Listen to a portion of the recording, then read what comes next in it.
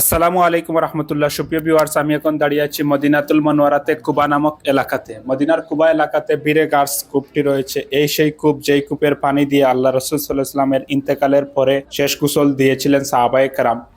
আল্লাহ রসুল সাল্লাল্লাহু আলাইহি ওয়াসাল্লাম দুনিয়াতে থাকা অবস্থায় এই বীরে গার্স নামক কূপে এসে রসুল সাল্লাল্লাহু আলাইহি ওয়াসাল্লাম হয়তো অজু করতেন এবং এই কূপের পানি দিয়ে রসুল সাল্লাল্লাহু আলাইহি ওয়াসাল্লাম গোসল করতেন। এই কূপের পানি রসুল সাল্লাল্লাহু আলাইহি ওয়াসাল্লাম পান করতেন এবং রসুল সাল্লাল্লাহু আলাইহি ওয়াসাল্লাম বলেছিলেন এই কূপটা হচ্ছে জান্নাতি কূপ, এই কূপ জান্নাতে যাবে।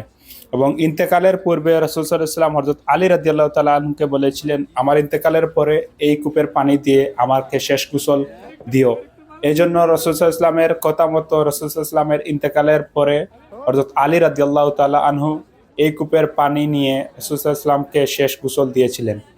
এই কূপটা হচ্ছে মদিনাতুল মনোয়ারা মসজিদে নববী থেকে প্রায় 5 থেকে 6 কিলোমিটারের দূরত্ব অবস্থিত। কুবা নামক স্থানে মসজিদে কুবা থেকে প্রায় 1-1.5 কিলোমিটারের দূরত্ব। আপনারা আসতে পারেন এবং প্রতিদিন আসরের নামাজের পর এই কূপের গেটটি খুলে দেওয়া হয় এবং এই কূপের পানি পান করতে পারবেন, সংরক্ষণ করতে পারবেন। সবাই ভালো থাকবেন, সুস্থ থাকবেন। আসসালামু আলাইকুম রহমতুল্লাহ।